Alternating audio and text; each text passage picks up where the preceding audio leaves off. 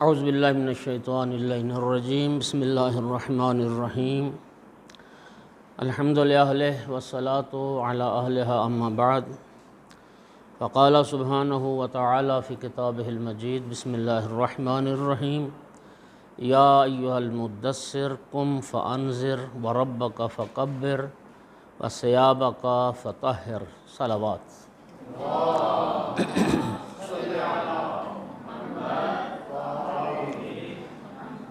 آج مزید کچھ باتیں جن کا لحاظ خطیب کے لیے ضروری ہے اس حوالے سے کہ لوگوں کے ذہنوں میں اس کی جو شخصیت ہے اس کا احترام پیدا ہو، اس کی گفتگو زیادہ مؤثر ہو، لوگ اس کو انتہائی توجہ سے سنیں۔ ان میں ایک چیز ہے، وہ ہے کہ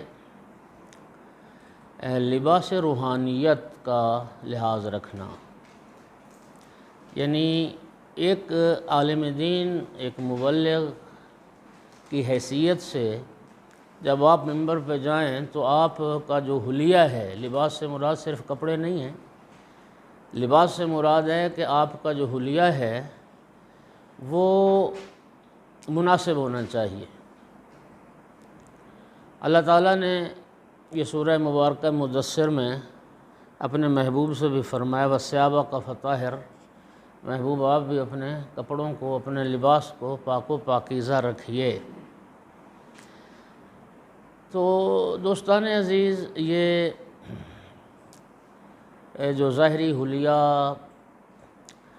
صاف لباس، اچھا لباس، گندے لباس کے ساتھ، میلے لباس کے ساتھ جب آپ منبر پہ جائیں گے تو آپ کے بارے میں لوگوں کے ذہنوں میں کوئی اچھا تاثر قائم نہیں ہوگا۔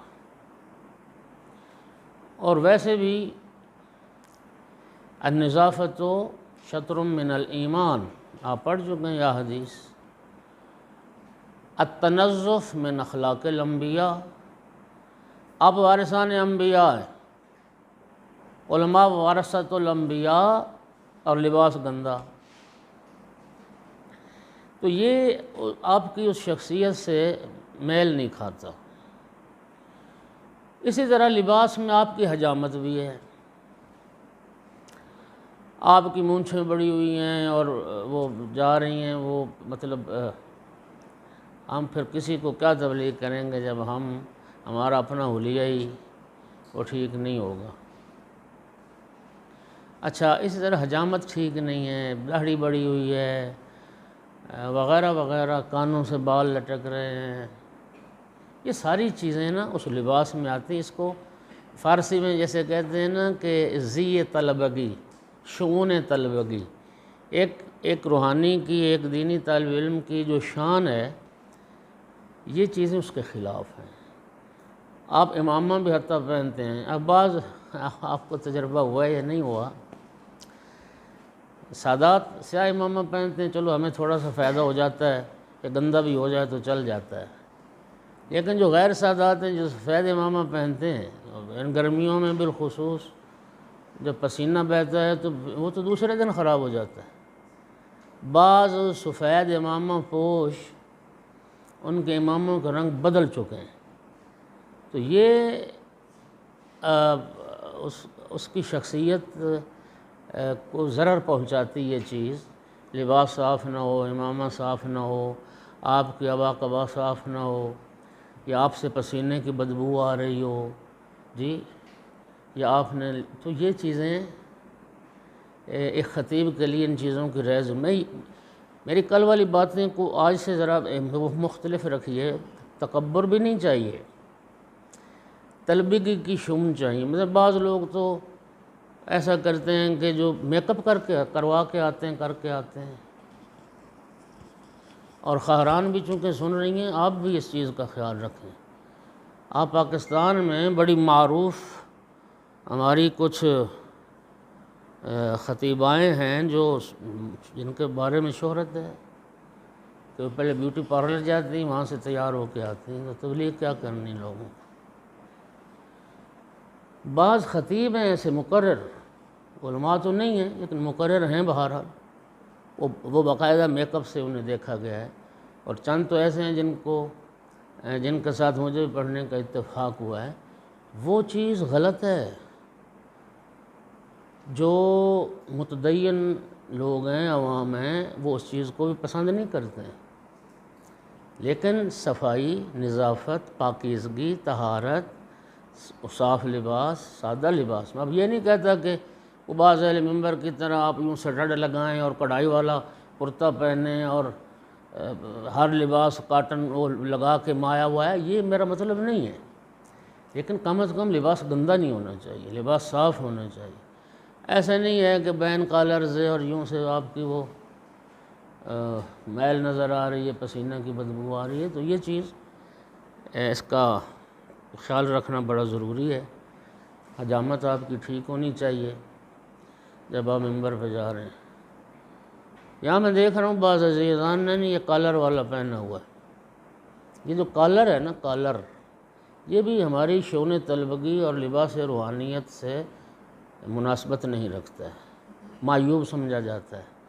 آپ حضرات قم نجف شاید گئے نہیں ہیں، نجف اشرف میں زی طلبگی اور شؤون طلبگی کے اس قدر خیال رکھا جاتا تھا کہ نجف کے ماحول میں آج بھی یہ جو کلائی واچ ہے، یہ ہاتھ والی گھڑی معیوب سمجھی جاتی۔ ہمارے پرانے جو علماء بزرگان ہوتے تھے ان کے پاس وہ جیبی گھڑی ہوتی تھی، وہ جیب میں سے وہ نکالتے تھے، لیکن خیر آج کل یہ تو چلتا ہے، ہر جگہ پہ عام ہو گئی ہے یہ بات۔ میں ایک ویسے بات سنا رہا ہوں کہ لوگ کتنی مراد کرتے تھے۔ نجف کے ماحول میں، قم کا ماحول تھوڑا آزاد ہو گیا ہے، ابھی بھی عالم دین کا امامے کے بغیر گھر سے نکلنا انتہائی معیوب سمجھا جاتا ہے۔ اچھا، بعض چیزیں ہم ان کو نا اس زمانے میں سمجھ نہیں سکتے، چونکہ ہمارا ماحول معاشرہ اور ہے، وہ ماحول معاشرہ اور ہے۔ آپ دیکھیں بعض ائمہ کے مصائب میں، باب مصائب میں یہ بات آتی ہے کہ امام موسیٰ کاظم علیہ السلام کو یا کسی دوسرے امام کو حاکمان وقت نے دربار میں بلایا اور سر پر امامہ رکھنے کی بھی اجازت نہیں دی، یعنی برہنہ سر امام کو دربار میں لایا گیا ہے۔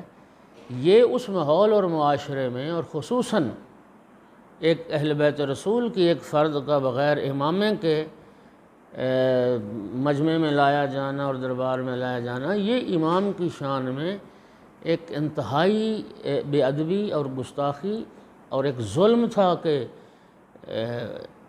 بغیر امامے کے اور بغیر اس کے امام کو لایا جائے۔ جن لوگوں نے امامہ پہننا ہے، ویسے میں تو یہی التماس کروں گا آپ سب احباب سے کہ امامہ پہنیں۔ ہمیں ان لوگوں کا، عوام کا ماحول تبدیل کرنا ہے۔ ہم نے ان لوگوں کو اپنے رنگ میں رنگنا ہے، ایک اسلامی رنگ میں رنگنا ہے، نہ یہ کہ ہم نے خود ان کا رنگ اپنے اوپر چڑھانا ہے۔ آپ جانتے ہیں ہمارے بہت سارے اہل منبر ایسے ہیں جو صاحب امامہ تھے، صاحب ابا و قبا تھے، لیکن جب مجلسیں چل نکلی ہیں تو امامیں گئے، ابا و قبا گئی، اور وہ سیدھے سیدھے ذاکر ہیں، وہ ننگے ساری منبر پہ آتے ہیں اور اپنی مجلس بناتے ہیں۔ اس سے دو نقصان ہو رہے ہیں۔ ایک نقصان تو یہ ہو رہا ہے کہ امامہ پوش منبر پہ کم نظر آ رہے ہیں۔ اب بے شک آپ جتنے بڑے بھی عالم ہوں، اگر آپ کا لباس نہیں، لباس سے لوگ، الناس باللباس، لوگ لباس سے پہچانے جاتے ہیں، اگر آپ امامے کے ساتھ آئیں گے تو لوگوں کے دل میں آپ کا احترام اور طرح کا ہوگا۔ آپ علم کا پہاڑ ہیں، آپ نے لباس روحانیت نہیں نہ پہننا ہوا، تو وہ عزت جو ایک صاحب ابا و قبا کی ہے، امامہ کی ہے، وہ عزت لوگوں کے دلوں میں آپ کی پیدا نہیں ہوگی۔ دوسرا، اس امامے کو رواج دیں، اس کو امامہ منبر پہ نظر آئے، یہ طالبان علوم دینی، یہ ان کا حق ہے۔ اب کیا کیا جائے، جہالت ناچ رہی ہے ممبروں پہ، غیر مہذب لوگ آ گئے ہیں، ان کی تو ذاکری کا آپ سٹائل دیکھ دیں، گریبان کھلے ہوئے ہیں اور بازو کیا، وہ باہر ان کو کیا زیر بحث لانا۔ ہم اپنی کوشش کریں، ہم اپنی اصلاح کریں، ایک عمدہ جو تہذیب ہے اس کے ساتھ۔ بعض لوگ اسی رنگ میں رنگ جاتے ہیں، ہاتھوں میں کڑے پہن لیے ہیں لوگوں کے دکھانے کے لیے۔ اس میں نہ خدا کی خوشنودی ہے نہ محمد و آل محمد کی خوشنودی ہے، صرف یہ ہے کہ ملنگ راضی ہو جائیں گے کہ جی مولانا صاحب نے بھی ہاتھ میں کوئی کڑا پہنا ہوا، بس اس کے علاوہ اور کیا۔ یا جیسا کہ ایک وہ جہالت ناچ رہی، ایک تہذیب، وہ لال پیلے دھاگے اور کالے دھاگے باندھے ہوئے ہیں 4 5 5 ہاتھوں میں، یہ کیا ہے؟ تو یہ چیزیں ایک مبلغ کو، ایک روحانی کو، ایک خطیب کو زیب نہیں دیتی۔ اور میری بیٹیاں سن رہی ہیں تو آپ کے لیے حجاب کی پابندی بہت ضروری ہے۔ ایسے ماحول میں کبھی مجلس نہ پڑھیں جہاں مردوں کا بھی عمل دخل ہو، یا حتیٰ اب تو انتہائی تکلیف دہ صورتحال ہے، بعض جگہ پہ یہ دیکھنے میں آیا ہے کہ جو ہماری خہران پڑتی ہیں، بعض کے لیے سپیکر لگایا جاتا ہے، بعض کے مجالس سپیکر میں لوگ مرد بھی سنتے ہیں، تو یہ چیز ایک کنیز حضرت زہرا صلوات اللہ علیہ کے لیے انتہائی غیر مناسب ہے۔ ایک صلوات پڑھ دیجئے سارے حضرات۔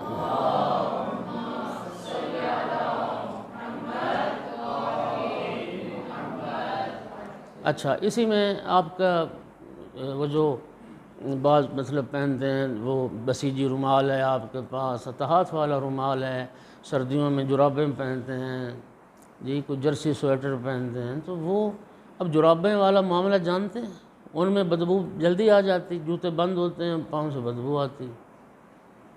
وہ ایک جگہ پہ مجلس ہو رہی تھی، ذاکر صاحب سوزیوں کے ساتھ پڑھ رہے تھے، وہ بڑا ایک معروف نام ہے پنجاب کا، علی ناصر حسینی آف تلہاڑا، سارے جانتے ہیں، وہ پیچھے بیٹھے تھے۔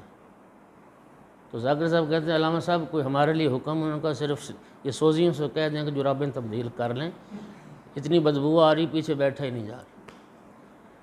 اسی طرح آتا ایک بندہ پیش نماز ہے، امام جمعہ جماعت ہے، اور لوگوں نے اس کے قدموں میں سر رکھنا ہے، اور اس کے وہ جرابیں اتنی بدبودار ہیں، گندی 2 مہینے سے دھوئی نہیں، تو کیا وہ لوگ اس سے حاصل کریں گے؟ شریعت تو تمہیں پیاز اور لہسن کھا کے مسجد میں جانے سے بھی منع کرتی، تاکہ تمہارے وہ اس بدبو سے، جو اس کھانے کے بعد ایک خاص ہوا سے آتی بدبو سی، تاکہ لوگ اس سے اذیت سے محفوظ رہیں۔ آپ معطر ہو کے جائیں، عطر لگانا سنت ہے۔ نبی پاک سیرت میں کیا ہے؟ نبی پاک کی سیرت میں ہے کہ نبی کریم کا سب سے زیادہ خرچ جو ہوتا تھا وہ عطر کا خرچ ہوتا تھا، خوشبویات استعمال ائمہ کی سیرت میں بھی ہے۔ اور جن چند چیزوں میں شریعت نے کہا کہ اسراف نہیں ہے، ان میں ایک عطر ہے، ایک خوشبو ہے، اس میں آپ جتنی مہنگی سے مہنگی اور جتنی قیمتی سے قیمتی بھی لگائیں تو شریعت اس کو اسراف نہیں گنتی ہے۔ تو آپ مطلب تاکہ لوگ آپ سے محبت کریں، اصل بات یہ ہوتی ہے، وہ خطیب کامیاب ہے جو لوگوں کے دلوں میں اپنا مقام بنا سکے۔ یہ ساری وہ چیزیں ہیں جن سے لوگوں کے دلوں میں مقام بنتا ہے۔ گندے بندے سے لوگ محبت نہیں کرتے، پیار نہیں کرتے، ہاں جی، تو یہ چیزیں اس لباس میں آتی ہیں، زی طلبگی میں آتی ہیں، جن کا لحاظ رکھنا ایک خطیب کے لیے بہت ضروری ہے۔ البتہ اس کے ساتھ ہی میں دوسری بات پھر وضاحت کر دوں، ایک ہے روحانیت، لباس روحانیت کا خیال کرنا، ایک چیز ہے تجمل گرائی جسے کہتے ہیں، وہ ہے اپنی نمائش کرنا۔ نمائش انتہائی معیوب ہے عالم دین کے لیے۔ لباس شہرت، ہماری احادیث میں پورا ایک چیپٹر ہے لباس شہرت کے نام سے۔ لباس شہرت کیا ہے؟ یعنی انسان کوئی بھی ایسا عمل اختیار کرے جس سے میں مشہور ہو جاؤں، لباس شہرت ٹھیک نہیں ہے۔ وہ آیت اللہ محسن کراتی فرماتے ہیں کہ لوگ جو ہیں وہ بڑا اونچا جانا چاہتے ہیں، وہ کہتے ہیں بھئی یہ تو کوئی کمال نہ ہوا کہ فلاں جی بہت بلندی پہ چلا گیا، انہوں نے کہا دھواں بھی بلندی پہ جاتا ہے تو کالا ہی نہ۔ او جی فلاں بندہ جب روڈ سے گزرتا ہے تو دنیا کھڑے ہو کے دیکھتی ہے، وہ فرماتے ہیں بندر اور ریچھ بھی سڑک پہ جا رہا ہو تو دنیا کھڑے ہو کے دیکھتی ہے۔ تو یہ نہیں ہے کمال۔ کمال تو وہ جو انسان کا جو ذاتی تجمل گرائی نمائش کرنا، لباس شہرت، یہ انتہائی غیر مناسب۔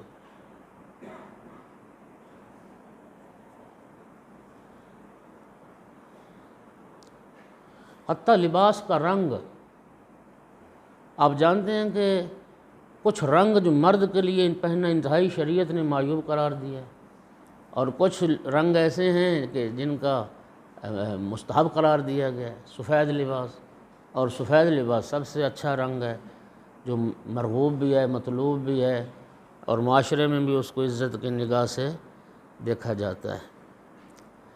تو یہ ساری چیزیں انشاءاللہ انسان کی، اس خطیب کی، مبلغ کی شخصیت میں اضافہ کرتی ہیں۔ صلوات پڑھیے سارے حضرات۔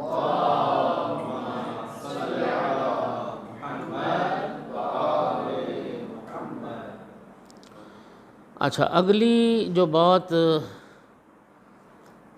ایک خطیب کے لیے جو کامیابی کا باعث بنے گی، اس میں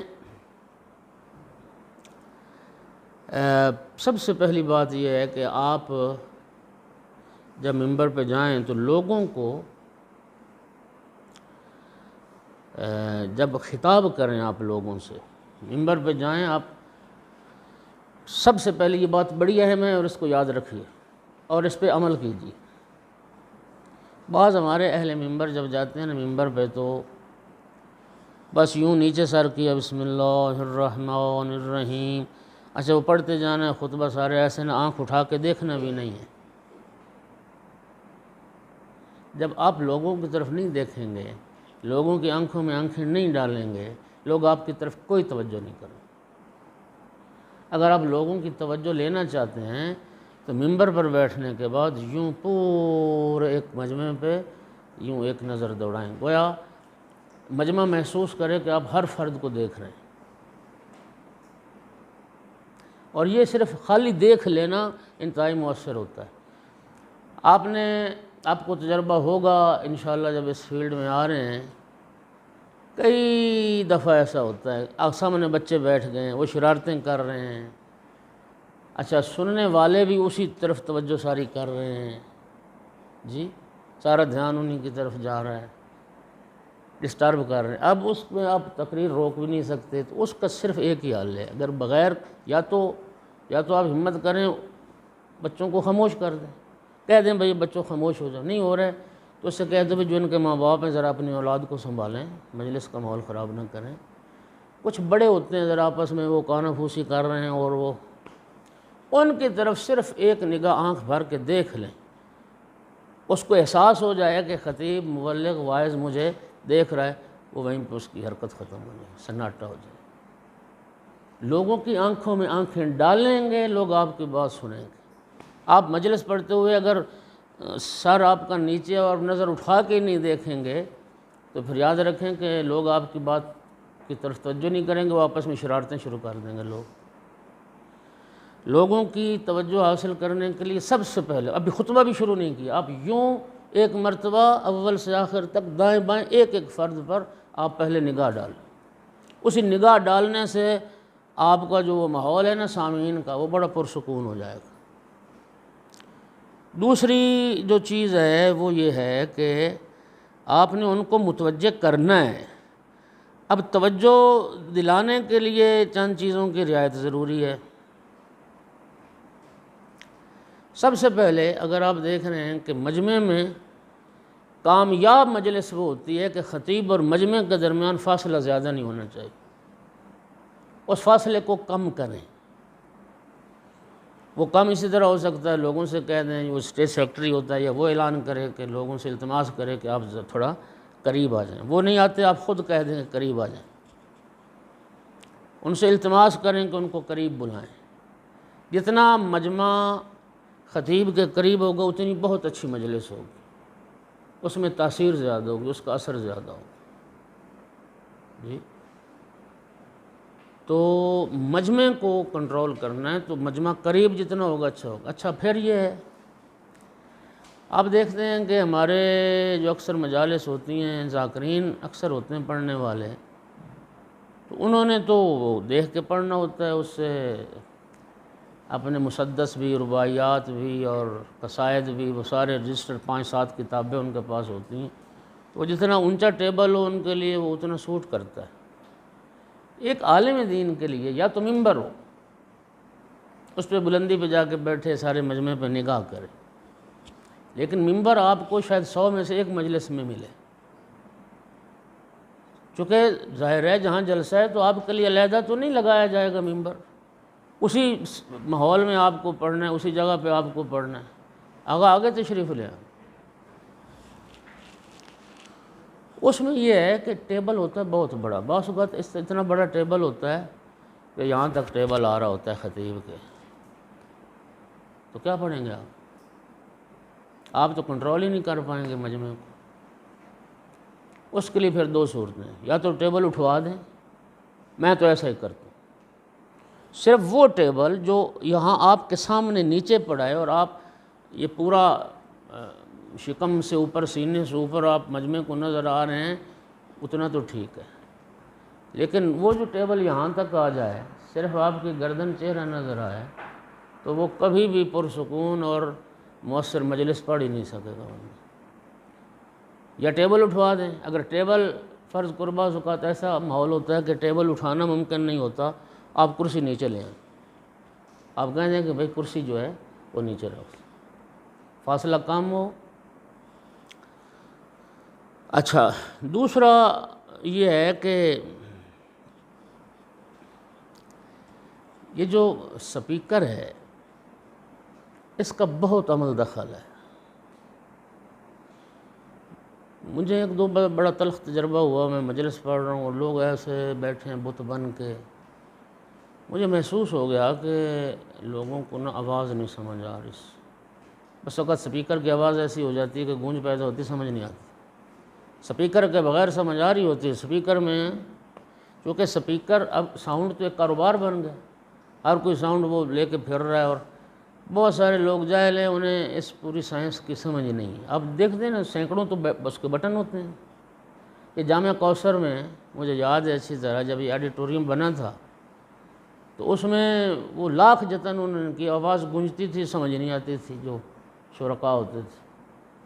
پھر اسپیشل اس سائنس کے جاننے والے ماہرین بلائے گئے، انہوں نے پھر جب سارا آ کے اس کا مشاہدہ کیا تو انہوں نے مشورہ دیا کہ یہ آواز جو اندر گونجتی ہے نا، اس آواز کو بریک ہونا چاہیے، آواز بریک نہیں ہوتی، جس کی وجہ سے ساری گونج ہے۔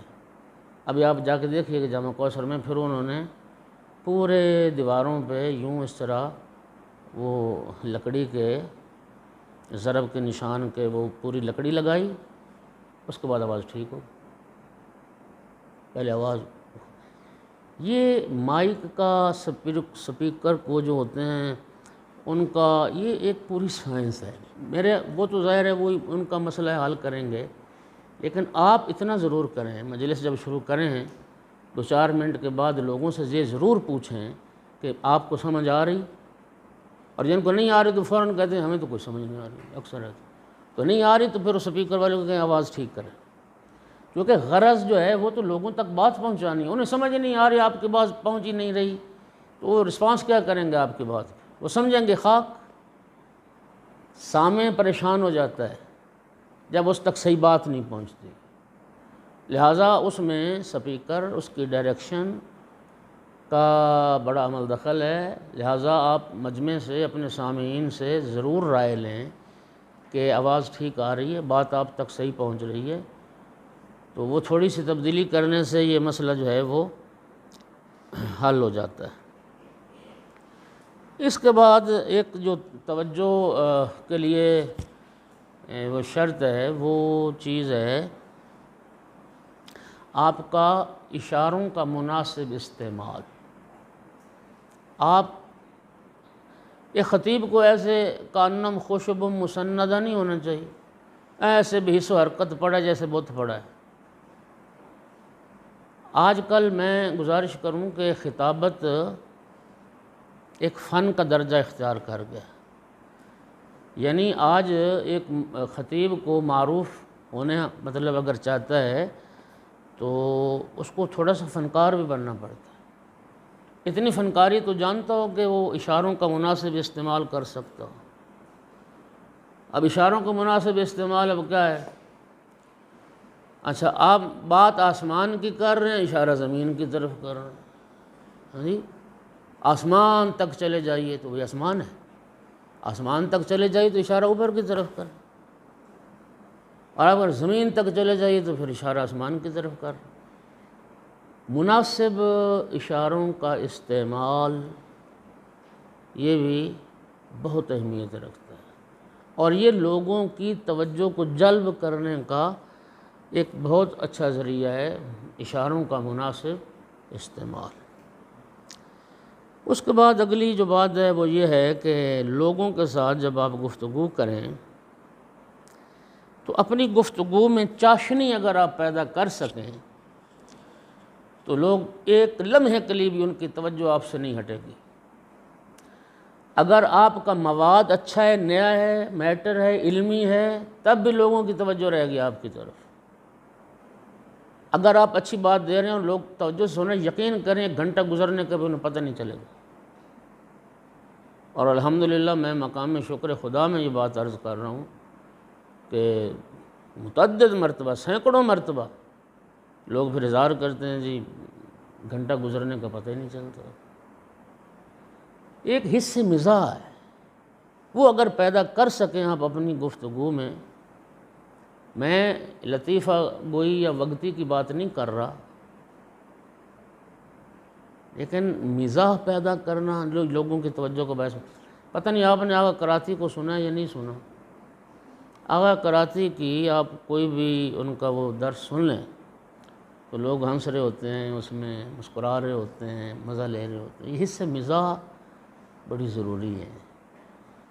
بہت سارے علمی لطائف ہیں جس سے آپ کی مجلس کو ایک وہ کہتے ہیں چار چاند لگ جاتے ہیں۔ یعنی اصل چیز ہے لوگوں کی توجہ حاصل کرنا۔ لوگ توجہ نہیں کر رہے آپ جتنا بھی علم کا پہاڑ ہے کوئی فائدہ نہیں ہوگا۔ لوگوں کی توجہ کو، یہ آپ نے علی ناصر تلاڑے کو سنا ہوا ہے؟ کیا ہے اس کے پاس؟ کوئی علم کا پہاڑ ہے، مزاح پیدا کرتا ہے اپنی تقریر میں، اور وہ اس وقت آپ جانتے ہیں کہ بڑی محبوبیت ہے اس کی، مزاح پیدا کرتا ہے۔ ایک وہ ادھر جنوبی پنجاب کا تھا، اس کی ویڈیو اس کی مجالس پڑھی ہیں، مجھے تو بڑا اچھا لگتا ہے وہ۔ باقی اس کا کیا اچھا لگتا ہے، وہ اپنی سرائکی کا بڑا معروف وہ ایک خطیب تھا، وہ حصہ مزاح پیدا کرتا ہے وہ بھی، اور اس کو بڑے بڑے جلسوں میں لوگ آخر پہ رکھتے تھے، اور اس کی اتنی مقبولیت تھی کہ اس کی وجہ سے آدھی رات تک مجمع ہلتا نہیں تھا کہ اس کو سن کے جانا ہے۔ اس سے مزاح بہت اچھی چیز ہے۔ مجھے یاد ہے بڑے علمی لطائف ہیں، وہ ایک آغا جزائری کو، طیب آغا جزائری کو آپ جانتے ہیں، وہ بھی اچھی مزاح کرتے تھے۔ اب وہ اپنی مجلس میں سنا رہے ہیں، کہنے لگے کہ میں طواف کر رہا تھا تو وہاں تو پوری دنیا سے ہر رنگ و نسل کے حجاج ہوتے ہیں، تو افریقی تھے کچھ، تو وہ طواف بھی کر رہے ہیں اور وہ دعا کر رہے تھے اللہم انی اسألک الجنہ، اللہم انی اسألک الجنہ۔ تو کہتے ہیں میں نے کہا کہ یہ اللہ سے گنے مانگ رہا ہے، یہ پتہ نہیں کیا ہے، ان کے ملک میں گنے نہیں ہوتے یا غور کیا تو وہ جیم کا تلفظ قاف سے کرتے ہیں، جس طرح قوم والے قاف نہیں بولتے، غین بولتے ہیں۔ یہ جو لفظ آغا ہم کہتے ہیں، یہ اصل میں لفظ آغا تو نہیں ہے، لفظ تو آقا، چونکہ وہ قاف کو غین پڑھتے ہیں تو اس لیے وہ آغا کہتے ہیں، لکھتے آقا ہیں لیکن تلفظ کیا کرتے ہیں، آغا۔ آغا نہیں ہے، اصل تو ہے آقا۔ ورود آغایان ممنوع است، مثال کے طور لکھا ہوگا آقا یان، لیکن پڑھیں گے آغا۔ وہ قوم کی وہ بسیں چلتی تھیں، آواز لگا رہے تھے غوم غوم غوم، اب غوم کیا ہے، لیکن ان کا تلفظ، جیسے وہ تبریزی جو ہیں وہ کاف کا تلفظ چے سے کرتے ہیں، وہ اللہ اکبر نہیں کہتے، وہ اللہ اچبر کہتے ہیں۔ یہ اللہ اچبر کہاں سے آ گیا؟ تو وہ قاف ہے۔ چلو ان کو چھوڑیں، ہم اپنی بات کرتے ہیں۔ ہم جو پنجابی اردو والے ہیں، ہم صاد سین سے ایک ہی نہیں لفظ تلفظ کرتے، ایک ہی کرتے ہیں۔ عین الف حمزہ ایک ہی کرتے ہیں سارا اس کا، ہم مخارج نہیں کر سکتے نا، زال زے زواد ایک ہی مخرج۔ تو بات ہو رہی تھی اس لطیفے سے، تو وہ گنا کہہ رہا تھا، تو انہوں نے اب 2-3 باتیں ہوگی، بات بھی سمجھا دی، مسئلہ بھی ہو گیا، یہ لب و لہجہ کا اختلاف بھی سمجھا دیا، اور ایک نہ تازگی آ گئی سننے والوں میں۔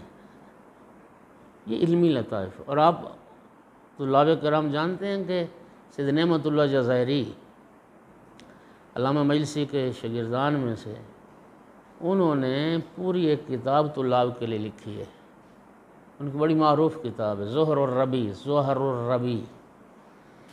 یہ انتہائی خوبصورت کتاب ہے۔ اس میں خیر بہت سارے لطیفے تو ہیں جو ممبر پہ پڑھے نہیں جا سکتے، لیکن کچھ باتیں ایسی ہیں کہ چلو کم از کم اپنی تفریح طبع کے لیے وہ چیزیں ضروری ہیں۔ تو یہ تفریح طبع کا سامان اگر آپ کر سکیں، اپنی گفتگو میں چاشنی پیدا کر سکیں، تو یہ آپ کی شخصیت اور آپ کی گفتگو کے لیے یہ بہت مؤثر ہے۔ اسی طرح سے کچھ مطلب ایسے لطائف یا کچھ حکایات جن میں سبق بھی ہے، جس میں چاشنی بھی ہے، تو ان کے اضافے سے بھی آپ کی تقریر کو 4 چاند لگتے ہیں۔ اس کے بعد کوشش کریں کہ مطالب جو آپ بیان کریں اس میں کوئی نئی چیز لائیں۔ اب وہ جو پرانی تقریریں ہیں نا جی، پرانے جو لوگ سنتے آ رہے ہیں، دیکھیں اب نہ قرآن پرانا ہے نہ حدیث پرانی ہے، لیکن کوئی جہت تو نئی نکالیں۔ وہ جسے کہتے ہیں نا بعض گھسے پیٹے مضمون ہوتے ہیں، وہ نہیں۔ اب زمانہ کافی بدل گیا ہے، انٹرنیٹ کا دور آ گیا۔ دیکھیے ایک ہے جہلا طبقہ، جہلا تو ایک یعنی طبقہ ایسا ہے جنہوں نے عالم کو سننا ہی نہیں، ان سے نیکی کی توقع بھی نہیں۔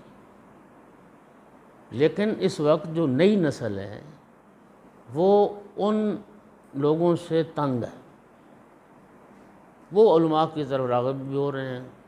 اس میں ٹی وی کا، سوشل میڈیا کا بڑا اہم کردار ہے، اور پھر یہ ہے کہ وہ خود پڑھے لکھے تعلیم یافتہ لوگ ہیں، ان جاہلوں کے پاس انہیں کوئی بات نہیں ملتی، اور ہم بھی اگر وہی باتیں دہرائیں تو پھر کیا فائدہ ہوا؟ وہ امامے کے بغیر پڑھتے ہیں، ہم امامے کے ساتھ پڑھتے ہیں۔ اور مصیبت یہ کہ یہ ہو رہا ہے، بہت سارے قوم سے جو آ رہے ہیں لیبل قوم کا لگوا کے، وہ ساری ذاکری وہی کر رہے ہیں صرف امامے کے ساتھ، فرق امامے کا ہے، کیا فائدہ ہوا؟ بعض نے ویسے امامہ اتار دیا اور بعض نے امامہ رکھ کے بھی ذاکری شروع کر دی۔ آپ اپنی محنت کریں، اپنا مطالعہ بڑھائیں، فضائل لائیں، سے نئی چیز لائیں، نئی ایک روش متعارف کروائیں، انشاءاللہ اس سے آپ کی محبوبیت میں بھی اضافہ ہوگا۔ اور جو نوجوان اور پڑھا لکھا طبقہ ہے، وہ کہتے ہیں نا کہ علم کا ایک قطرہ جہالت کے سمندر پر بھاری ہے۔ اتنی بڑی بلڈنگ رات کے وقت تاریک ہونا، ایک موم بتی بھی جلائیں گے نا تو روشنی ہو جائے گی۔ تو اس کے لیے شیوہ تبلیغ جو ہے نا جی، اس میں کچھ نئی چیز آنی چاہیے۔ صلوات پڑھیے ذرا سارے حضرات۔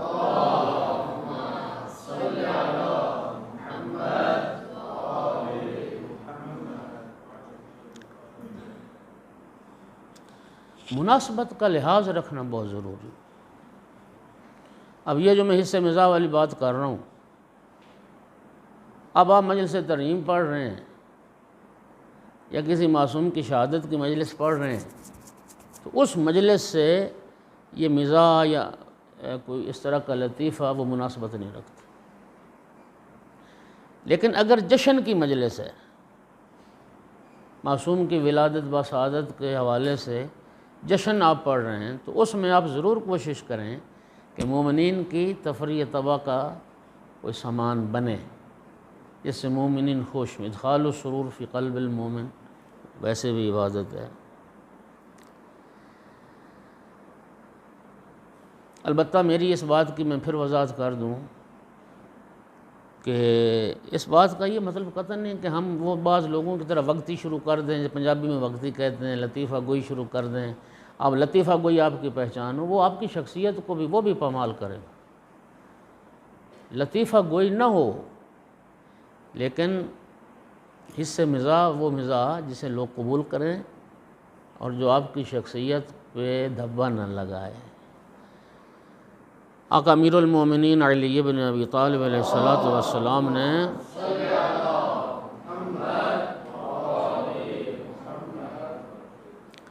فرمایا فَطُوبَى لِمَنْ تَوَقَّرَ وَلِمَنْ لَمْ تَكُنْ لَهُ خِفَّةٌ وَلَا جَاہِلِيَّةٌ۔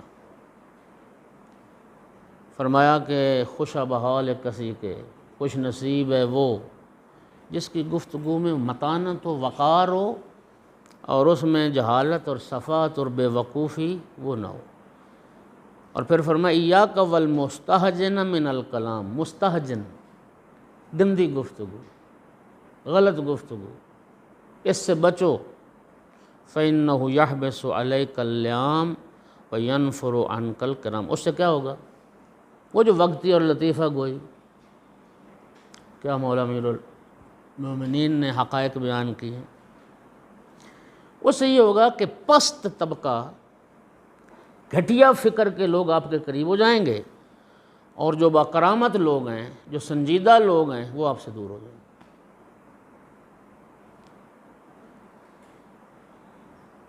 اور پھر مولا امیر فرماتے ہیں من جعل دیدنہ الحاضل لم یعرف جدو، جو ہر وقت لطیفہ گوئی کو وقتی کو اپنا شعار بنا لیتا ہے نا، پھر لوگ اس کی سنجیدہ بات کو بھی سیریس نہیں لیتے، سنجیدہ نہیں لیتے۔ البتہ مومن کی جو علامت المومن داعب لاعب، ہنس مکھ ہونا چاہیے۔ اس کو وہ کہتے ہیں نا پنجابی میں گھسون کی طرح نہیں ہونا چاہیے، ہر وقت بٹیا بٹایا، ہنس مکھ ہو، نشاط ہو، اس کے چہرے پہ مسرت ہو۔ ان اللہ عز وجل یحب المداعب فی الجماعہ، اللہ تعالیٰ امام محمد باقر علیہ السلام فرماتے ہیں کہ اللہ تعالیٰ ہنس مکھ کو، ہنسنے کھیلنے والے کو محبوب رکھتا ہے، لیکن اس ہنس کھیل میں کوئی گالی گلوچ یا وہ چیزیں نہیں ہونی چاہیے۔ امام موسیٰ کاظم علیہ السلام نے ارشاد فرمایا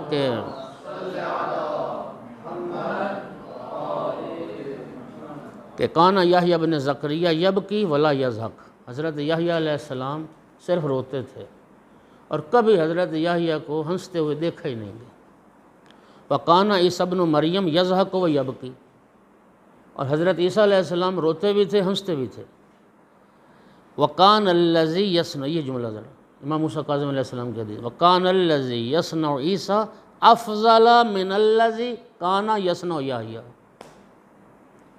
پھر ہمارا کہ حضرت عیسیٰ علیہ السلام کا جو عمل تھا وہ اللہ رب العزت کے نزدیک زیادہ فضیلت رکھتا ہے حضرت یحییٰ کے عمل سے، جس میں صرف رونا ہی رونا ہے، ہنسنا نہیں ہے۔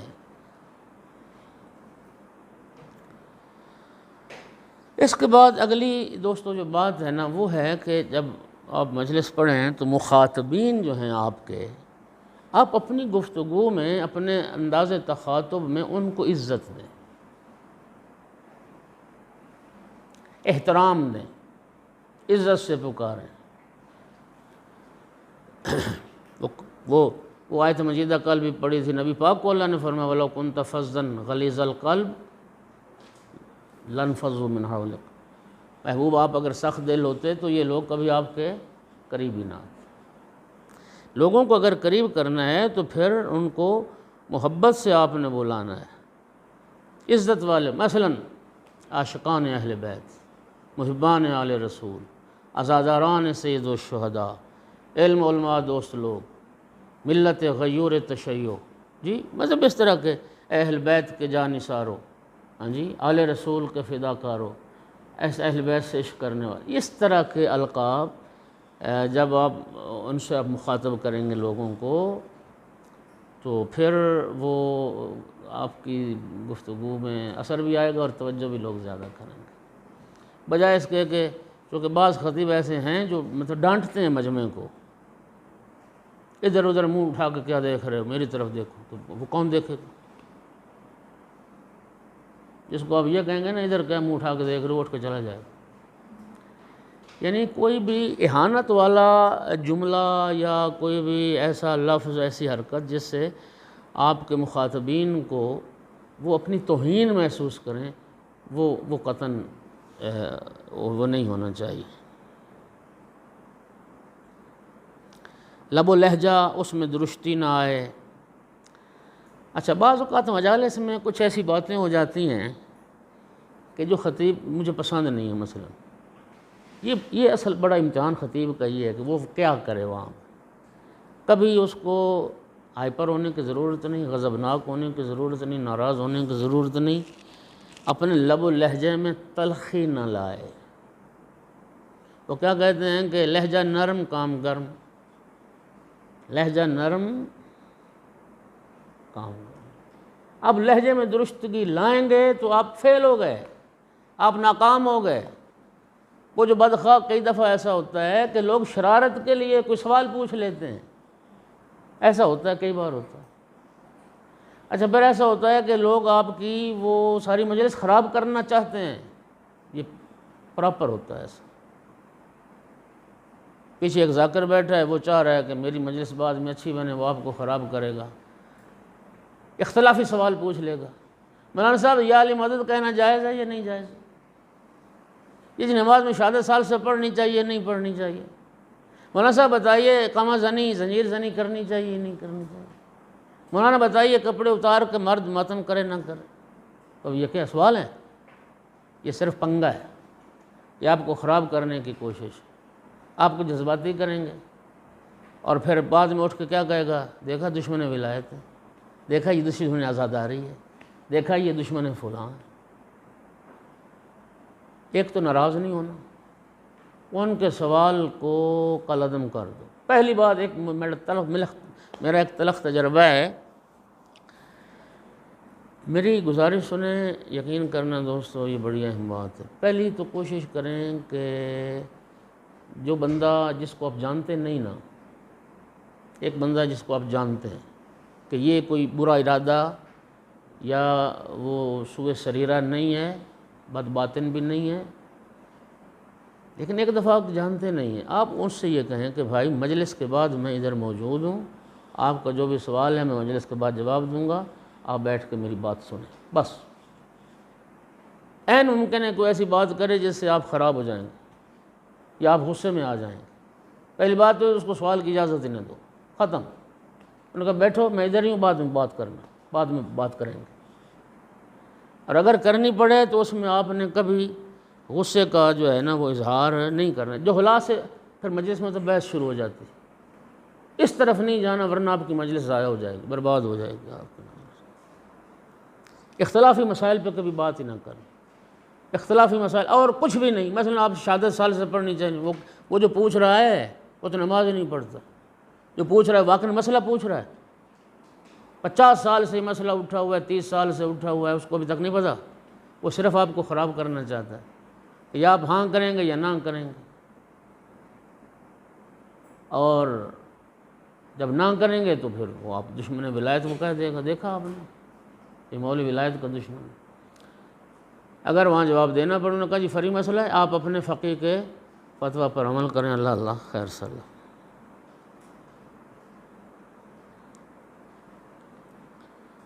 دوسری بات یہ ہے کہ جہاں پہ مجالس ہوتی ہیں وہاں پہ پھر سلسلہ عزاداری بھی ہوتا ہے۔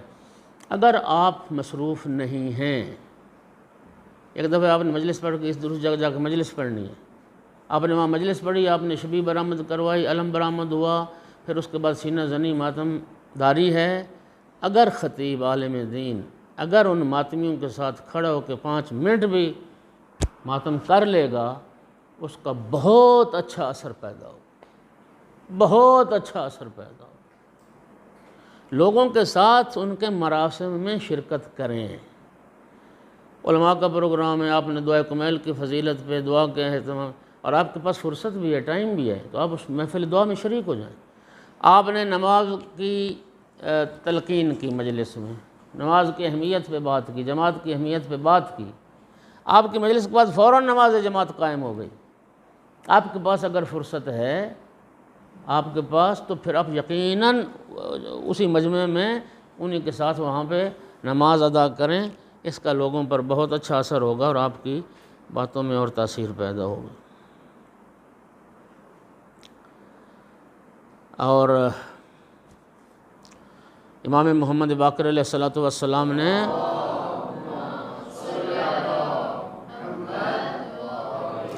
ارشاد فرمایا تحبب الی الناس یحبو، تم لوگوں سے محبت کرو گے، لوگوں سے محبت کا اظہار کرو گے، لوگ آپ سے بھی محبت، تو ظاہر طرفینی رشتہ ہے نا جی، تو وہ لوگ بھی آپ سے محبت کریں۔ مجاملۃ الناس ثلث العقل، یہ خوش رفتاری، یہ مٹھاس، لہجے کی شرینی ایک تہائی عقل مندی، ایک تہائی عقل ہے، مولا امام صادق علیہ السلام نے فرمایا۔ اچھا، اس کے بعد اگلی جو ایک گزارش ہے وہ یہ ہے کہ وہ مراسم، وہ آداب عزاداری کے اور تشیع کے حوالے سے جن کی حرمت پر کوئی دلیل نہیں ہے، یا جنہیں علماء نے حرام بدعت نہیں کہا ہے، ان پر آپ بات نہ کریں، ان کو آپ مت چھیڑیں۔ مثلاً لوگ کڑا پہنتے ہیں، آپ نے بھی کالا دھاگا پہننا ہوا ہے، اب پتہ نہیں کیوں پہننا ہوا، یہ چلو میں درس کے بعد آپ سے سوال کرتا ہوں۔ لوگوں نے کڑے پہن رکھے ہیں، یہ کیوں پہن رکھے ہیں؟ آپ اگر ان کو اس کڑے پہ اگر ڈانٹنا شروع کر دیں گے تو وہ طبقہ آپ سے یقیناً ناراض ہو جائے گا۔ دیکھیے اس کی نیت سے آپ واقف ہیں؟ نہیں۔ آپ اس کی نیت کو جانتے ہیں جس نے کڑا پہننا ہے؟ نہیں جانتے۔ آپ نیت سے واقف نہیں ہیں اور آپ کے پاس حرمت کی کوئی دلیل نہیں ہے تو مت چھیڑیں ایسی بات۔ امر بالمعروف اور نہی عن المنکر کے جو موارد ہیں ان میں کڑا ہے؟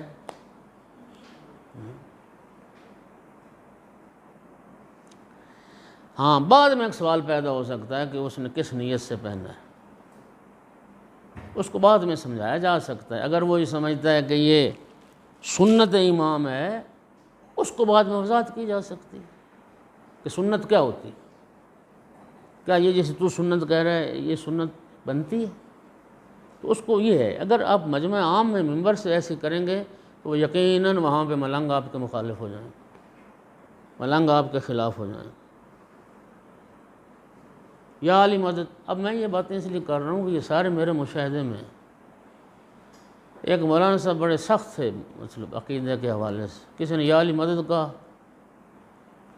تو انہوں نے آگے سے کہا یا اللہ مدد، اور مولانا نے اتنی بڑی گالی دی۔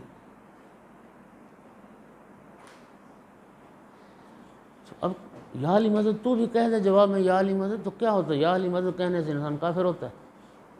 یا علی مدد کہنے سے انسان مشرک ہوتا ہے؟ اب یہ رسم چلی گئی تو ذکر علی عبادہ، آپ تو علماء ہیں، آپ کے پاس ہزار تعویل ہے، آپ کوئی تعویل کر لیں۔ اور ویسے بھی دنیا میں شرک کب بنتا ہے؟ آپ علماء ہیں، آپ بہتر جانتے، شرک کب بنتا ہے؟ مولا علی کو خدا اللہ مان کے مدد مانگتے ہیں؟ نہیں، مولا اور امامت کا عقیدہ رکھتے ہیں نا، تو پھر اس پہ بحث مت کریں، ایسی چیز پہ جو معاشرے میں رائج ہے اور شریعت کے بھی خلاف نہیں ہے،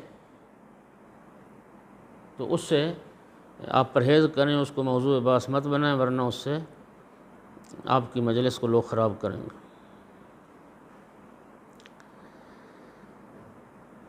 اس سے اگلی بات یہ ہے کہ لوگوں کی آپس میں جہاں آپ جاتے ہیں، عشرہ ایک پڑھنا ہے آپ نے، ایک خمسہ پڑھنا ہے ایک گاؤں میں، وہاں پہ لوگوں کے آپس میں ہمیشہ مومنین کی مخالفتیں ہوتی ہیں، یہ تو آپ یقین رکھیں کہ ہر جگہ پہ بارگاہوں میں بھی آپس میں مومنین کے اختلافات ہیں، مساجد میں بھی ہیں۔ خطیب روحانی کو پارٹی باز نہیں بننا چاہیے۔ یہ نہ ہو کہ ایک کی سن کے دوسرے کے خلاف وہ مجلس ہی پار ڈالے۔ یہ ہوتا بھی ہے۔ میں آپ کو ایک تجربہ بتاتا ہوں۔ میں سیالکوٹ میں تھا تو وہاں پہ ابھی میں پہنچا تو ایک صاحب نے مجھے کہا کہ جی آپ نے آج رشوت کی حرمت پہ تھوڑا سا بولنا ضرور ہے۔ وہ بڑا اچھا ہو گیا، وہاں ایک مولانا صاحب تھے تو انہوں نے مجھے کہا کہ یہ جو آپ کو کہہ رہے ہیں نا کہ رشوت پہ بات کرنی ہے، اس کو سارا پتہ ہے رشوت حرام ہے۔ اس کا ایک دوسرا مخالف ہے، وہ بھی مجلس میں ہے، وہ ادھر کچہریوں میں دفتر میں کہیں کام کرتا ہے، وہ رشوت لیتا ہے، یہ صرف اس کے خلاف مجلس پڑھوانا چاہتا ہے آپ سے، اس کا اور کوئی دینی جذبہ نہیں۔ تو مجمع آپ کے لیے سب برابر ہیں۔ آپ لوگوں کے اختلافات میں آ کر آپ پارٹی باز نہ بنیں۔ لوگوں کے درمیان مصالحت کی کوشش کریں، اختلاف مٹانے کی کوشش کریں۔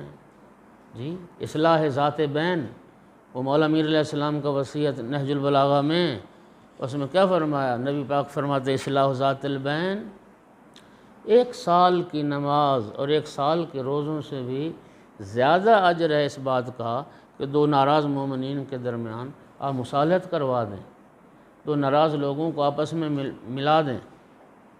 تو خطیب کو کسی بھی جگہ پہ اگر جاتا ہے تو وہاں پارٹی باز نہیں بننا چاہیے۔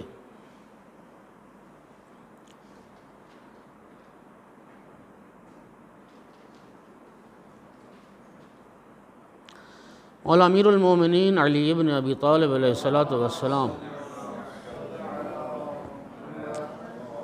کیا فرمایا کہ نہج البلاغہ حکمت نمبر 401 میں خالط الناس بألسنتکم و ابدانکم، زبان اور بدن کے ساتھ تو لوگوں میں مل جل کے رہو، وزایلوہم بقلوبکم و اعمالکم، لیکن اپنے کردار اور اپنے عقل کی بنیاد پر ان سے جدا رہو، یعنی ان کے افعال کی یا ان کے گناہوں کی یا غلط باتوں کے آپ مؤید نہ بنو، لیکن ان سے دوری بھی اختیار نہ کرو۔ جن کی اصلاح مطلوب ہے ان کے قریب رہیں گے تو تبھی ان کی اصلاح کر پائیں گے، ورنہ ان سے دور رہ کے کبھی آپ ان کی اصلاح نہیں کر پائیں گے۔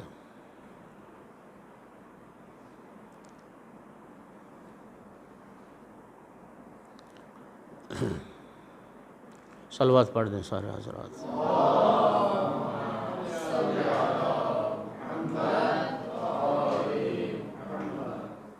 آج کے لیے اتنا کافی، انشاءاللہ کل پھر حاضر خدمت ہوں گے آپ کے، نہیں کل نہیں، کل نہیں، کل تو چھٹی ہے۔